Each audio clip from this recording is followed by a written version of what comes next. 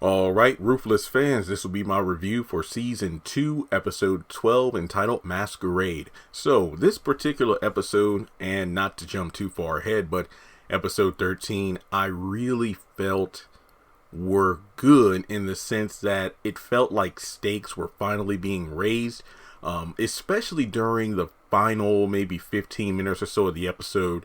You could really tell that we were getting back to that season 1 mid-season finale level of stress. Like, at any moment it felt like one thing could bring the downfall of the entire compound, to bring everybody to meet the Raku, because the stakes have finally been raised higher than ever before. What was it, last season? It was when Brian went to the compound and freaked everybody out, and it was almost at the point where everybody was going to die. But in this particular episode, as well as the next one, episode 13, you have Melinda killing the deputy, making it so the highest says we're all going to see the Raku right now. So it's all about skating on thin ice, and because of that, I'm going to give this episode a 9 out of 10, just because it felt like one of those moments where, like in a video game, when you're trying to, avoid the soldiers or the opponents, like you're hiding behind bushes and trees and boulders, or hiding behind corners just to make sure you don't get caught. So on the one hand, you have characters who are trying to escape the compound, be it Lacey and Paula. On the other hand, you have those trying to calm down the highest, so he calls off the whole punch and whatnot, so everybody dies. And then in the other situation, you have Melinda dealing with Poke, so trying to cover that up, or the Rakadushi are all going to be brought down. So there are just so many sticks of loaded dynamite that need to be extinguished before things truly fall apart. So yeah, like I said, 9 out of 10 for this particular episode. And before moving forward in the video, please take a moment to hit the thumbs up button to show you like it. Hit subscribe as we get closer to 200,000 subscribers. Hit the bell icon and select all. That way you don't miss out whenever I post content on the channel. And follow me on social media. Links are in the description below. So the episode starts off where episode 11 ended with, Poke on the floor bleeding out. He's pleading for Melinda to call 911 to get help so he can live. But Melinda pretty much taunts him as he's dying. He's like, it's a shame. You know what? You should have never attacked me. You should have joined the Rakadushi. You would have been a great member of the compound. And as she's taunting him, he's literally covering the floor with more and more tomato sauce. And then he dies. And then Melinda's freaking out. So Andrew tells Oliver not to help Lacey because these two meet up briefly. It's just the same little thing about getting the car situation taken care of because the body's starting to stink. And look, I'm kind of like everybody else now. It's getting to the point where we see how hot the compound is, visually. I live in Virginia, so I know for a fact that when it gets hot, it gets hot. We see certain characters talking and they're sweating because obviously they're, most of the characters, like the women, they're wearing the robes and everything. Is like, it's hot as hell. So you can't tell me a dismembered body in the back of the trunk of a car sitting out there for, it hasn't been a couple days. I'm not going to lie. I can't tell you how many days have passed since, Oliver did what he did to Lilo in the season 1 finale. So at this point, it's like, come on now, it stinks. So he also brings up the fact that Lacey and Paul are in the punishment chamber. So they really need to make their moves carefully. So Andrew's like, hey, I'll go talk to Yancey to get the situation for you to get the car set up. My question is this: if Yancey comes to the car to, I guess, like, what, since they can't find the keys, unlock it and hot wire it so Oliver can get the gas or whatever, what would he do about the smell? Would he try to open the trunk? I don't know. But Andrew also says to Oliver, look, you need to get some rest in order for us to get everything straightened out, because I'd imagine that, with it still being daytime, perhaps Andrew has the idea of Oliver being well rested, so maybe that night he can go out and do what he has to do. I don't know. But regardless, he just makes sure to keep his feelings in check. Well, Oliver's feelings in check by saying, don't help Lacey, do what you got to do right now. So we go over to Tally, and her and Ruth are talking about the situation, since River seems to be looking through the window of the kitchen a lot, and Tally tells Ruth to go speak to him, but he is creepy and is annoying and she doesn't want to do it. But, she eventually convinces Ruth to do so just because they got to do something, since it seems like the tension is filling up the entire compound and they need to make sure that they can stick to their own plan. So reluctantly, Ruth does go to see River. Now, Oliver actually creeps over to the punishment trailer, even though Andrew told his ass not to do it, and overhears Lacey doing the lover's call. Cuckoo, cuckoo, cuckoo. Okay, it's more of a bird whistle, but you know what I mean. So, but Daikon actually catches him in the act, and he just says, oh yeah, I'm not really much of a day sleeper, or, I'm just doing some rounds around the compound. And Daikon tells him that, look, don't worry about it, get some rest. It's going to be a long night for you tonight, so just rest up and be ready for your shift, which they've been saying for like 3 episodes now. So he also yells to the punishment trailer that the girls is like, hey, your punishment is coming next. And, they're just sitting there sadly awaiting their fates, because at this point, Elder Mother Agnes, sorry, somebody told me in the comments, Jeremy, it is Agnes, not Elder Mother Alice. My bad. She has to be stinking too, because she's dead and whatnot and probably soiled herself. You never know, which is kind of odd, because when you think about it that way, it's like she's probably been dead for a couple hours now. She's already starting to stink, whereas Lilo is a dismembered body in the back of a trunk in the heat of the compound, and his smell has been stinking for a while, which has me wondering if the keeping the car, I guess you could say, upkept to not piss off Lilo is such a big deal. How come nobody has smelt the car and is like, wait, is something coming out of this car? I don't know. But we actually go over to River and Ruth, and River tells Ruth to meet him at the money trailer, go through the back in about 5 minutes. Joan isn't in there right now, and it's the usual back and forth about how I don't trust you. Well, hey, if I wanted to burn you, you'd be dead right now. So I'm not doing it. I don't like you. Leave me alone, River. So Yancey actually comes to the kitchen, talks with the elder mother, Marva, and Tally about how he missed breakfast. And, Tally is instructed to rustle up him some food. And he also brings up the fact that, oh yeah, I've been busy fixing the bus because the highest has the plan of sending the kids down to Mexico to, it's a Lilo thing. So we know it's eventually the kids are sent to Mexico as, mules in order to get the money that Lilo is demanding, or the cartel's going to come and take care of them.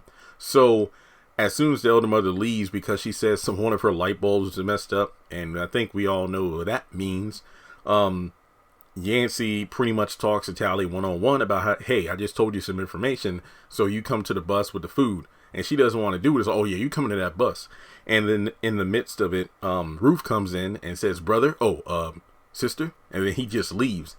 And Ruth tells Tally that since Yancey's still roughing her up and whatnot, what you need to do is talk to Andrew, and you need to do it now.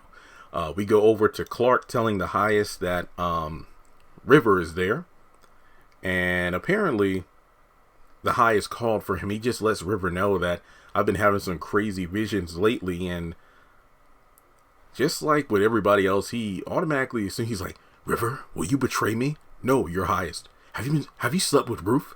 No, I have not. It's like, would you lie to me? No, your highest. I haven't been with Ruth. And it's like, so why do you keep bringing her up to me? Because I feel like she's a good thing for you. Oh, you're shy, you're blushing, and it would really make you look good around the compound. We need to start rumors about you and Ruth. No, we can't do that. It's like sexy. It shouldn't be done without a coordination. And I feel like people around the compound are having sex, and that's why all these bad things are happening. And basically, he just feels like all this is defiling the flock. And River's like, well, sir, it's just human nature for these urges of humans to, have these things happen. But he feels like he needs to have a message sent to the people. So, at some point he's going to speak to the entire compound at once. And he sends River away to go about his business. Now, while all this is going on, Yancey makes a trip over to the elder mother's trailer. And we know what happens there. Bow, chicka, wow, wow. He actually flips the switch a few times and the light bulb isn't working. So he reaches up there, takes down the light bulb, whatever you call it, the lamp part of it, or the shade, and then he notices a couple of the light bulbs weren't screwed in all the way. Oh, I'm such a fool. I'm so dumb. Oh, no, it's fine. Because I think he even told Tally, he's like, yeah, she only wants me to go in there because, she probably just messed up something herself so I can have her in there by herself. And he screws in the bulbs all the way, and then she tries to fill up on her. Oh, there must be something I could do to repay you. It's like, oh, no, it's fine. Oh, no, there has to be something. Oh, no, I got to go because the highest needs me to fix that bus. Will I see you at lunch? So, it's like elder mother trying to do her thing. But hey, when the highest has things that need to be done, they have to be done. Her flirtations, if you will, aren't going to stop him from working. So we go over to, also, he mentioned that he hasn't had breakfast yet because Tally said she would bring it to the bus, meaning that it's possible that if whatever happens to Yancey is discovered, then Tally's name might be attached to it. We'll cross that bridge when we get there. But we go over to Tally and Andrew by the well. And, really the best way to sum up this scene is the fact that Andrew's still pissed about the whole Yancey thing, catching them have sex on the bus. And he's mad she cheated on him, considering that his wife actually cheated on, Sarah cheated on him with a coworker, as he came to the compound. So the combination of the Sarah Malcolm affair and the Yancey Tally affair, and the fact that Tally's carrying his child, he's not going to help her. That's really all that can be done. So he just leaves and Tally's on her own. Now we go over to Joan and River, and it's like, where's Mother Agnes? And then she's not there because we know she's gone to meet the Raku, if you want to be that specific.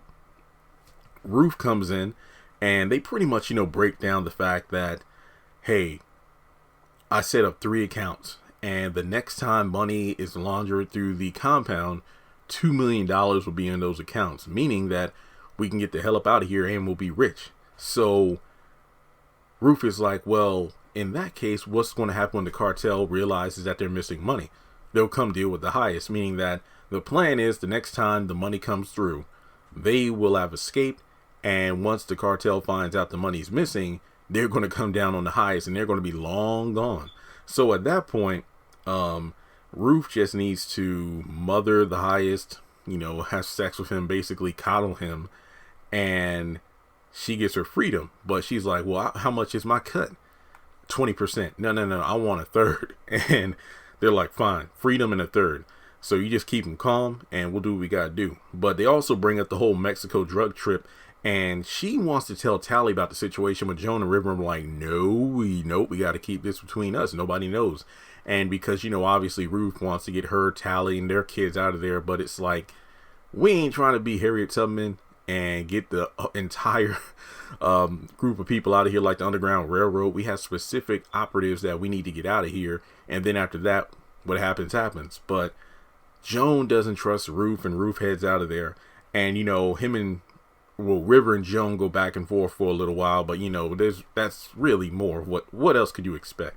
So we go over to Melinda, who calls Elder Mother. She's freaking out. I mean, I don't know what's making her more upset, the fact that she killed the deputy or the fact that the highest is going to be mad at her, because if you remember the first part of season 2, she really wants to meet the highest, and to actually piss him off like this, it isn't going to be too good for her once the time actually comes. So she's like, he was such a nice man. I can't believe I killed him and I don't know what to do. And Elder Mother tells her to calm down, like explain what happened. I came in here, he started attacking me. I had to defend myself, and the highest is going to be mad. Nobody saw her come there, and he's still bleeding out. I mean, at this point, I guess he's dead, but then again, you never know. This is a Tyler Perry show.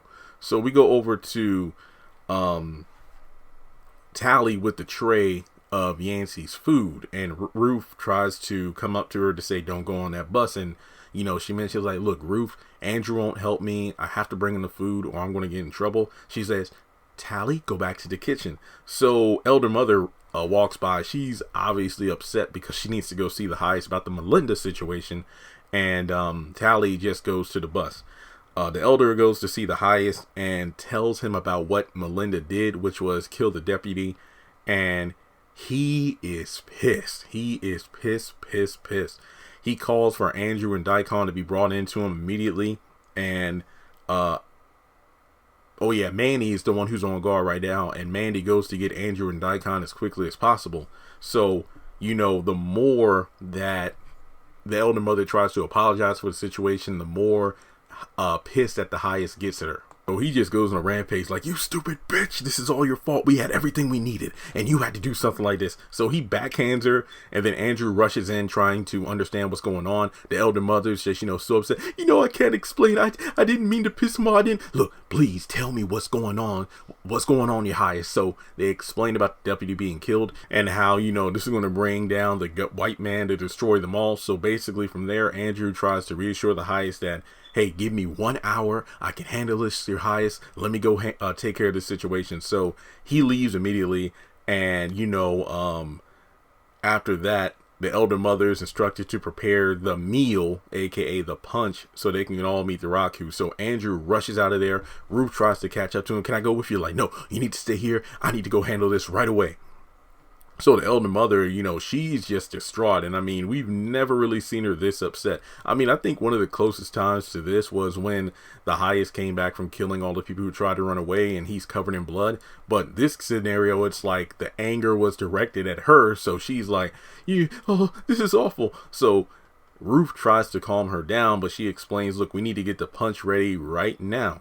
And tells Ruth what happened about the whole situation in regards to Melinda killing the deputy. So River tends to the elder mother, and Ruth rushes to talk to the highest because, they're trying to alleviate the situation as soon as possible. And as I said at the beginning of the video, the stakes truly feel high because at this point, things are so bad that one slip up and everybody's going to die. So Tally actually goes to the bus with the food for Yancey. Took you damn long enough. Get on the bus. No, I want to stay outside. They get on the bus. So in the midst of it, he actually starts eating the food, and Tally just stands there with a smug look on her face because not too long after 1 or 2 bites, it seems like his body starts to shut down and he collapses on the floor dead. And I'm like, holy crap. So that's how they ended episode 12. Guys, this was a fantastic episode.